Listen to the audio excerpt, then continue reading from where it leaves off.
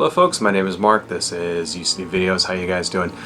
I just got finished watching Masters of the Universe Revelation, and I gotta say it was fantastic. I loved it.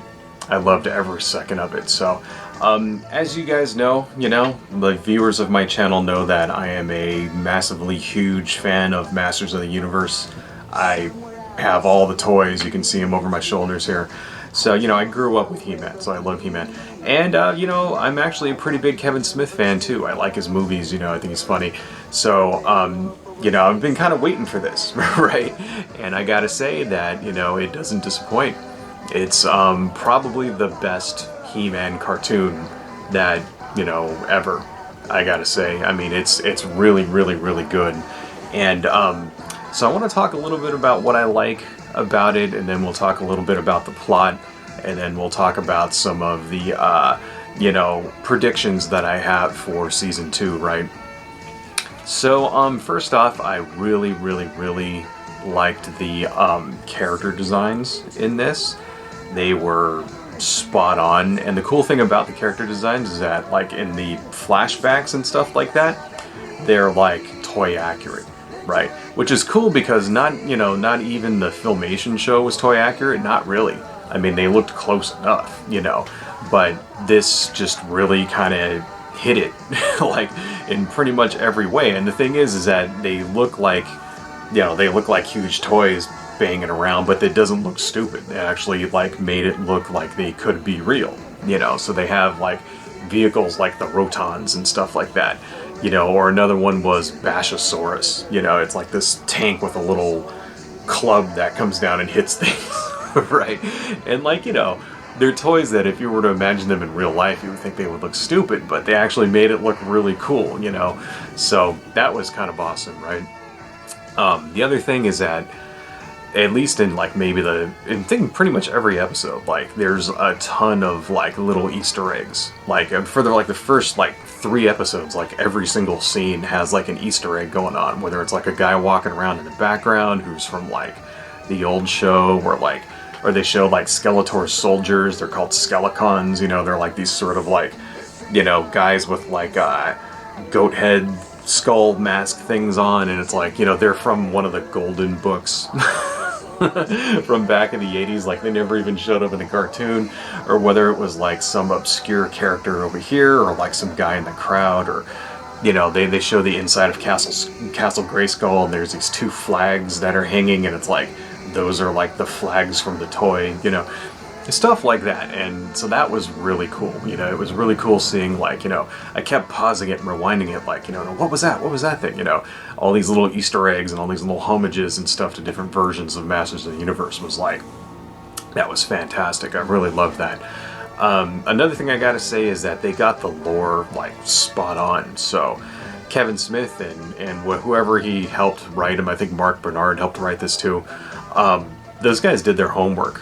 Because there was, like, the lore was exact.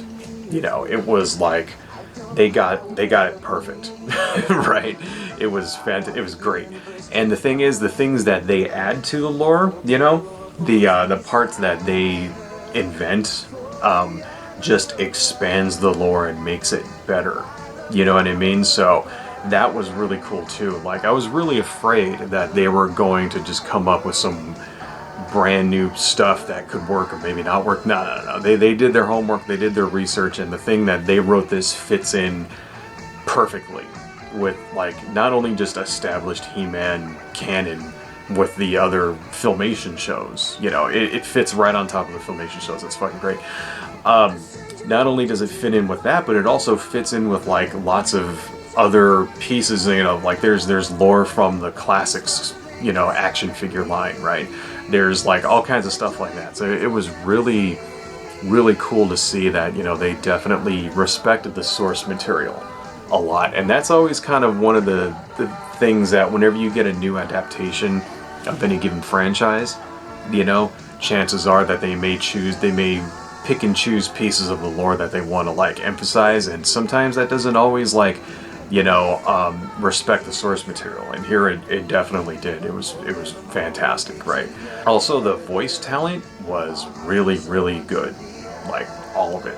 you know, Sarah Michelle Gellar is Teela, and you know, Mark Hamill is Skeletor, and even I think Mossman was the original voice of Skeletor from the '80s. And what's his name, like Oppenheimer? You know, he was cool in this too, although he only has a couple of lines.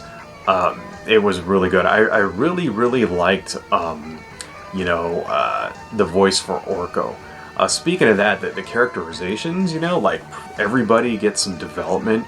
That's always another thing too, whenever you have a show like this that has a lot of characters in it, it's easy to just focus on one or two characters and ignore everybody else, right?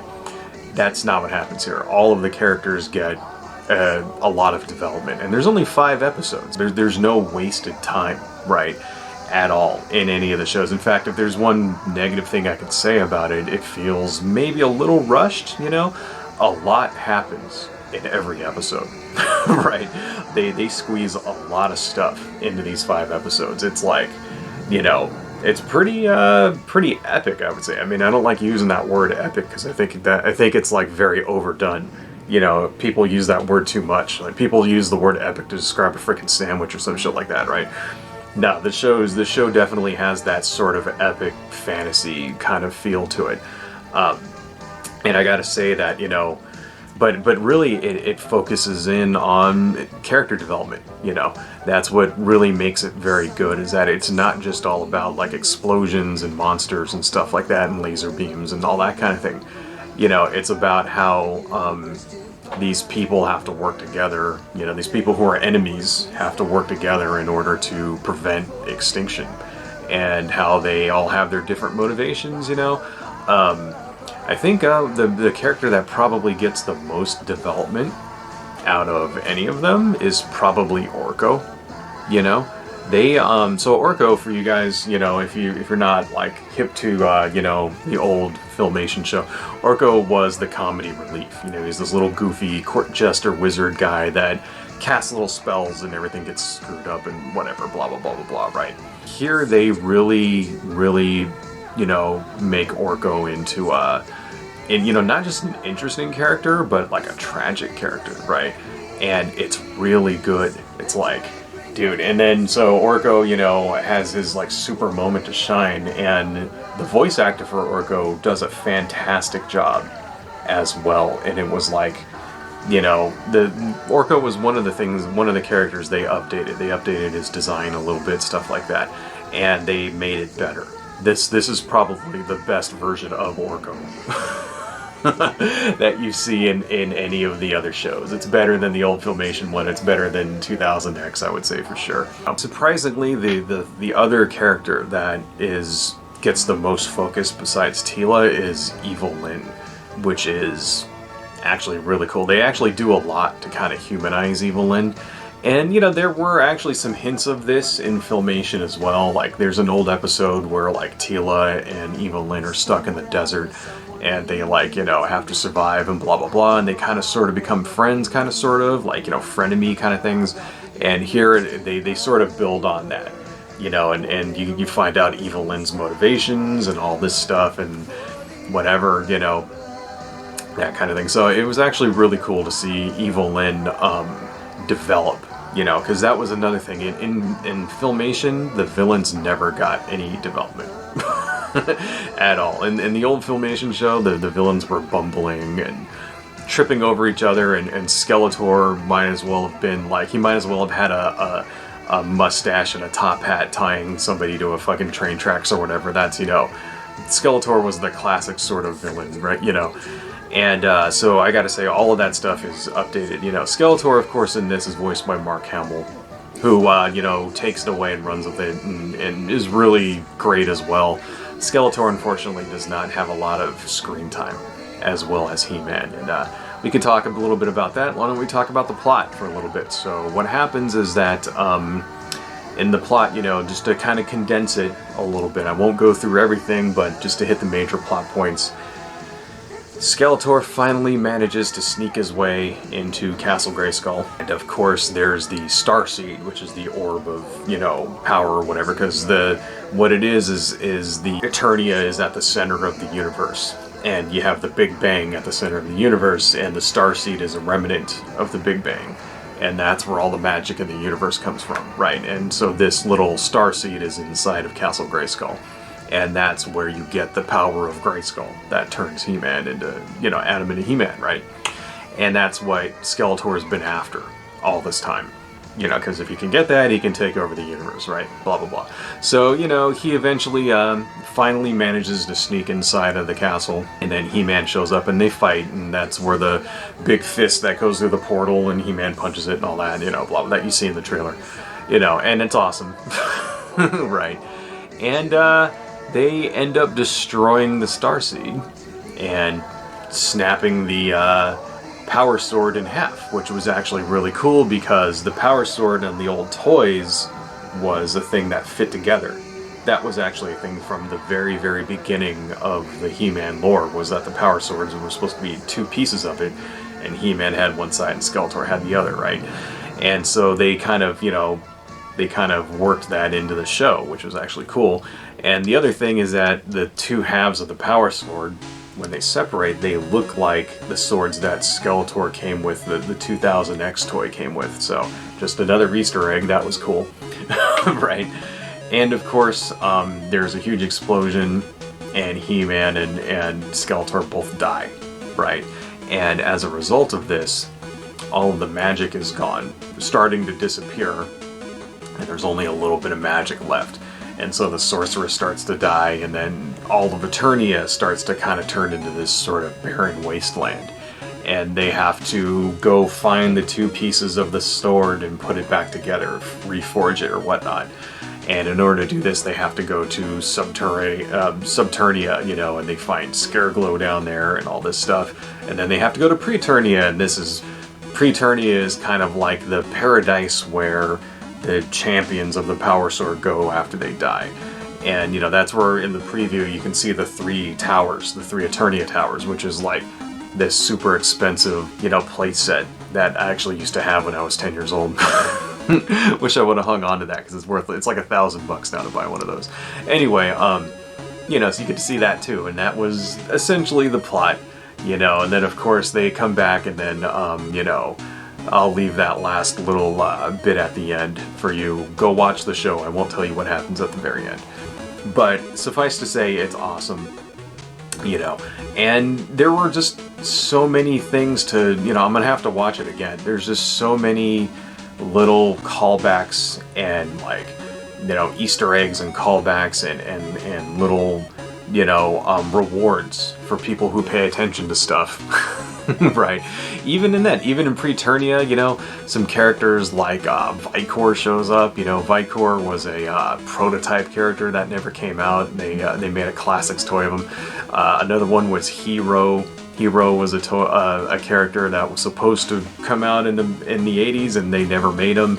And then they made one from Super 7 like 3 years ago. They finally made, you know, Hero, and they actually gave him time in the show. That was cool. He actually has lines and stuff. So it's like stuff like that I really liked. The overall plot, though, I thought was great. You know, I thought it was great. Yes, it was very Teela-centric. Basically, she's on a quest to revive He-Man, essentially, and save the universe. So it's like pretty cool. So I don't know. I dug it. There are always people that politicize stuff. You know, I guess we got to talk a little bit about this because it's sort of like the elephant in the room, right? And as this show was, you know, that was building up, and they were showing previews and things like that, a lot of people in the fandom got angry. You know, those same people who got mad at the DreamWorks She-Ra cartoon because She-Ra's boobs weren't big enough. You know who I'm talking about. You know, the Gamergate people, the Comicsgate people. They got angry at this because, you know, first off, Teela was the main character. And they can't handle that, you know, because a woman's the main character. And then the second thing is that they didn't make Teela feminine enough. And if you look, you know, Teela's buff in the show, you know, and they gave her a SJW haircut and blah, blah, blah. And it's like, get the hell out of here. You know, there's always going to be people out there who have to poop all over everything and just can't enjoy stuff. And it's like, you know, just enjoy for what it is, right? And I gotta say, like, here's the thing. You know, it's different. They changed it. They updated it for a modern audience, right? You know why? Because this is the year 2021. It's not the year 1984. right? 1984 is when the Filmation show came out, and if you want to pretend that it's 1984, go watch the old show from 1984, right? The people today, you know, the children today, right, the people who are into anime, stuff like that, the audience, they're not the same as they were in the 80s. You have to update stuff into modern sensibilities. And guess what, folks? The kids today are much more open-minded about, you know, LGBTQ, you know, subjects than we ever were when we were kids. And this is what it, you know, that's just society nowadays. And if you don't like it, you know, go pound sand. Who cares? Right? This is what it's at. And the thing is that, you know, the show doesn't politicize anything. You know, there's one little part where, you know, because Teela has her sidekick. Her name is Adra, I think her name is, right? Because Teela and her friend Adra become sort of mercenaries after everything goes down, right? And so they're sort of like going around and like stealing things back for people and that kind of stuff like that, and getting paid, you know. And there's one little scene where they kind of hint that there may be more going on than it first, you know, meets the eye, that their relationship may be a little more than friends, you know, and that's it. And I was actually surprised that they didn't go that route, because Kevin Smith often has, you know, gay characters in his movies, you know. So I actually thought, and it's like, well, the thing is, would it be out of character for Teela to be gay? Like, no. Not really, you know. I think it would fit rather well, you know, but if anything though, but they don't go that route. At least not yet. Who knows? I mean, there are another part 2 coming, so they might actually explore that more. But if anything, in this show, they kind of established that Teela's kind of got a thing for Prince Adam. So I don't know, maybe Teela's bi or whatever. I guess we'll find out. Right. It's worth noting, for those of you who are, you know, who don't know, He-Man is kind of a gay icon, and he always sort of has been. You know, you have Prince Adam, you know, he's wearing you know, he wears pink and purple spandex or whatever, and then you have He-Man, he's like a big buff half-naked dude with like a freaking sex harness that he wears. Right. And then, you know, everybody on Eternia is super ripped, and they all wear, like, you know, they all have, like, you know, their chests hanging out, they're like all super buff, and they all wear furry underwear. And, you know, and especially in the old cartoon and the old Filmation show, they were very open about how gay it all was, because there were actually gay people that worked at Filmation that integrated this stuff into it, you know. So yeah, He-Man has always kind of skirted that line. Right? And that's just part of what He-Man is. And for those of you out there who are too butthurt in order to handle this, I got news for you, man. This is how it's always been. So, you know, if you grew up liking He-Man, you know. So anyway, but yeah, that's the thing. The thing about it is that, you know, it's something that everybody can enjoy, you know. So anyway, I thought that was all handled really, really well. Okay, folks, so at this point we're going to be talking about some predictions of mine and some speculations about what might be coming in Season 2. So, here we go. Okay, bit of another spoiler here. At the very, very end, Adam comes back, and so does Skeletor. And as he's about to turn into He-Man, he's got the sword, and he's like, by the power of Grayskull. And as he's about to turn into He-Man, he gets stabbed. And then Skeletor steals the sword and steals the power of Grayskull and turns into Skull of God or whatever, right? And so my prediction, you know, I would say that there's probably a 90% chance that, you know, Adam comes back and gets rescued and retakes the power of Grayskull, right? 90%, but you never know. There's always a little bit. And I got a sneaking suspicion that Adam may be gone. And this might be it, because they were kind of talking about how, like, you know, if you leave Preternia, you can never come back and you will die like a mortal, you know. So the thing is, it's like, well, what happens if Adam doesn't come back? If they actually decide to kill Adam and He-Man is dead, who becomes the new He-Man? Because this is the thing they establish in the show, and this is actually lore that's taken from the classics, you know, action figure line is that there have been multiple champions throughout the past, multiple He-Mans, and actually Vicor is one of them. He shows up in the show, and then Hero is one of them, you know, who's also there, and then King Grayskull as well, you know, is another one that had the power, right? So they established that there will be, you know, somebody else will take it. Well, who else is going to take it, right? Is it going to be Teela? I don't think so. I think if they decide to go this route and they decide to pass the power of Grayskull on to someone else, I think it's going to go to Adra, right? Teela's friend Adra. And that will really make some conservative heads explode, because not only is Adra a woman, she's also a woman of color. That's gonna really piss some people off. So, but you know, if they do that, that could be interesting. Right? Well, we'll see how it goes, man. I mean, now I would still say there's probably, yeah, like maybe 90% chance that it's still just going to be Adam and He-Man who eventually gets back the power, blah, blah, blah. But I don't know. Could go that route.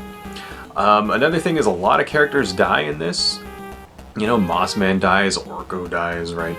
A lot of characters, Roboto dies. You know, they're probably all coming back. Right. I mean, for those of you out there who are, you know, upset that, you know, your favorite He-Man character is dead now, obviously you don't. You never saw Avengers Endgame. You don't understand that when somebody gets snapped, they usually come back to life, and that's probably what's gonna happen. Orko's coming back. Obviously fucking Orko is coming back to life, right? Maybe not Roboto. Mossman is dead, but, you know, he kind of survived already, so who knows. So, yeah, you know, I'm pretty sure that, you know, death is not always permanent. And I'm pretty sure that these characters are coming back, so that's the thing. I think another prediction, Evil Lyn is going to switch sides. I can kind of see that coming, you know, that's pretty freaking obvious as well. One thing I was kind of disappointed not to see was a Easter egg for Jay and Silent Bob. I thought that would have been really funny. like maybe if they had like Ram Man and Mechanic kind of hanging out in front of like a convenience store or something, like, you know, like Jay and Silent Bob or whatever, that would have been really funny. So unfortunately, there are no Ascunaverse Easter eggs that I could see. I don't know, I'll have to watch again and find out. One thing I would really like to see myself in Season 2 is some mention of She-Ra, right? What happened to She-Ra? Because if all the magic in the world is gone, you know, then does that mean that Adora can't turn into She-Ra anymore? You know, like Etheria is the sister planet to Eternia, and she has the Sword of Protection. And, you know, if this show is supposed to be canon with Filmation, then that means She-Ra is also canon to this as well. Does that mean She-Ra suddenly lost ability to transform? Who knows? I mean, I would like to see, you know, but maybe they couldn't get the license to She-Ra or whatever, so that would be really interesting to see, at least, you know, some mention of what happened to them. Of course, I would also love to see Hordak and the Evil Horde, because, you know, they were also He-Man villains. And I would also really like to see the Snake Men. That would just be like, oh man, please give us some Snake Men in Season 2. Alright? Please have King Hiss show up, Tongue Lasher, those guys. That would be like the best thing ever. So anyway, I gotta say, I loved it. I loved it. I'm still geeking out over it right here. I'm probably gonna have to watch it like 17 more times just so that I can, like, you know, suss out everything that's going on in the background and stuff like that. Right? And I'm gonna have to go online and argue like hell with a bunch of He-Man nerds over all the minutia of this new series. But I gotta say, it was fantastic, and you know, I really enjoyed it. So, thanks folks.